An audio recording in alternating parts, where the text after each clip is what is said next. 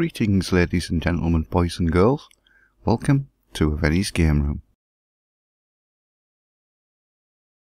Right. This is Formula 1 Simulator, and it was programmed by Sean Southern, who also did the Lotus games on the Amiga, if I recall. It was produced by Mr. Chip Software and published by Mastertronic in 1985. Now, I first played this in around 86, I think. My brother's best mate had a C16, and I played this. It's basically a racing game. Now, I loved it at the time, and in around about 1991, I saw a C16 for sale it was either Woolworths or W.H. Smith's, and it was either £70 or £80, I can't remember which. And I thought to myself, I'm going to have to get one at this price. And yeah, I waited till I got my wages at the end of the week, and I went back and I got one. Now, I did get rid of it a few years later, which I did that with a few of my systems actually, around about the same time, basically to put towards getting my PlayStation, which I actually regret doing. And recently, a friend of mine called Ash got one for me. Yeah, extremely delighted with it. This was one of the games that came with it as well, which was even more of a bonus for me, because I used to love it when I was a kid. He has his own channel. It's worldwideweb.youtube.com/user/electronash if you want to go check it out. I'll leave a link in the description, so you can go and have a look at his channel. He does some pretty cool stuff with lasers and things, so yeah, go check it out.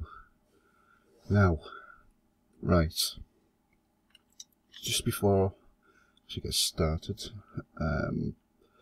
there's two versions of this game. The one my brother's mate had was the one that had the loading screen. The version I have doesn't. It's just an overloader, which means the game loads a lot quicker, which is good. Let's get a space to start. Yeah, right. Now, it's been a while since I've played this, so don't expect any miracles. Basically, you've got the one track, and it's not based on lap times or anything like that. Oh, balls. It's based on high scores. You only have a set number of laps. I think it's 7 or 8 laps you get to do. It controls kind of well. It can be a little bit unforgiving at times. Oh Jesus, like that. But it is a lot of fun. I thought it might have been... Oh my god. Wow, I'm doing terrible. Yeah. Yeah, as I was saying, I thought it might have been track based, like one of my favourite. What? Come on. Piss poor collision detection there. I think it's best to make sure you don't get anywhere near the cars. Now, as I was saying, I thought it might have been like one of my favourite car games on the Spectrum, which was Checkered Flag, which had a few selections of tracks, but I mean, only having the one track doesn't really detract from the game, to be honest. We had a lot of fun seeing who could get the highest score on this. I mean, it might not look much, but it is a great game. We spent a lot of hours trying to beat each other's times and things, and I don't remember if I got... No. I don't remember if it is completable. I don't think it was. I think it's just after you've got so many laps you just get a high score. And like I said, I think that might be a... Oh, Jesus Christ. I think that might be around about 8 laps in total. Now, if you've ever owned a C16 and had a few games written, you had another game which was programmed by Sean Sutton called Speed King. Ugh, bollocks. You'll notice it's virtually the same game apart from the fact it's on motorbikes. And that one does have a few tracks, 3 or 4 tracks. Oh, come off it! If I recall. That's another great game on the C16 as well, which I don't have at the moment. But, oh my word, I do intend to get it. Because yeah, it's, like I said, it's virtually the same game, but I do love that game as well. Apart from the fact it's on motorbikes, and it's a little bit easier because the motorbikes aren't quite as wide as the cars. So it's not as bad on the collision detection. Oh, Jesus. Oh my word. Yeah. Right, I've made a complete mess of this, so I'm just going to let the time run out and I'm going to have one more go. See if I can actually do any better. It has been a good 20 years, I think, around about there, since I've actually played this, so I mean, I wasn't expecting to do any good at it, to be honest, because it always was one of those games where it did take quite a bit of practice to get used to it. I didn't quite think I'd have been this out of touch this out of touch with the game at all, to be honest. But yeah, I'll probably enjoy myself while I get back into it, I suppose. I've no idea what my highest scores were on this. I really couldn't recall. A couple of 100,000 probably. But yeah, it's one of those games where you really need to give it a chance, to be honest. Oh. And it's so easy just to make really silly mistakes like that. But as I said, bit of practice and Jesus Christ, you'll find yourself enjoying it and wanting to beat your high score. And wow, how I didn't hit that car there, my word.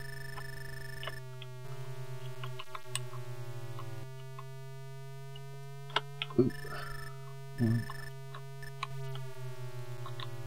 Right. No. Wow, this is bringing back a lot of memories for me, actually.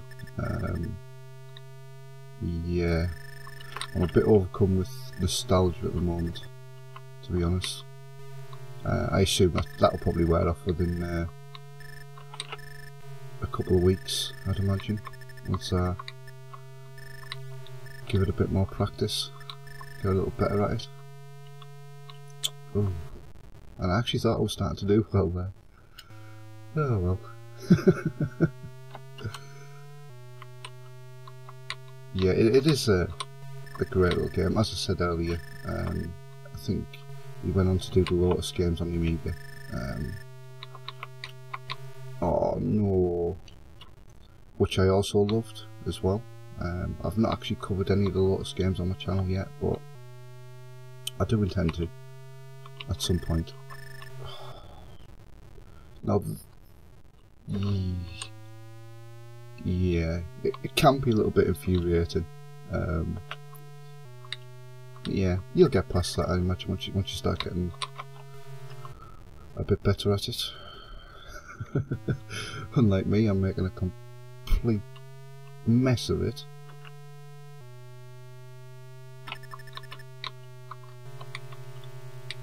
Oh, come off it. Wouldn't slide like that. Oh, yeah. I'm not very good at this anymore. But never mind. It's still one of those games I'd definitely recommend to people. It is one of my favourite games on the system. Along with other things as Mr. Puniverse and Fire Ant and Tutti Frutti, Treasure Island, Vegas, get out, Vegas Jackpot, and a few of the games that I really enjoy on the system as well. The Dizzy games, there's a few Dizzy games for it as well, which are also very good. I don't think there's that many racing games, to be honest. As I said, the only sort of racing games I already played was this one and Speed King, which is probably the better game, to be honest. Obviously, because you've got more tracks and it's based on lap times rather than just a single track with high scores and things. Oh. But I mean, yeah. It is a lot of fun once you actually get into it. I mean, I couldn't recommend this enough, to be honest. Like, as I said, it's a Mastertronic title, so I couldn't imagine it'd be too much off eBay. Mine came with the computer, obviously, along with a fair few. I got a couple of dozen games with it, which is good. A lot of them I do remember, and I'm going to enjoy playing through them. But yeah, if you're on the lookout, if you do have a C16 and you want to race a game, I'd probably recommend Speed King over this. Unless you already have Speed King and you just want to try something a little different. I mean, it is essentially the same game at the end of the day, but yeah, it's still a lot of fun, and for me anyway, it does bring back a lot of childhood memories and things. So yeah, great little game. This is Formula 1 Simulator. It was programmed by Sean Southern, produced by Mr. Chip Software, and published by Mastertronic in 1985. I hope you enjoyed the video, and I'll see you next time. Goodbye.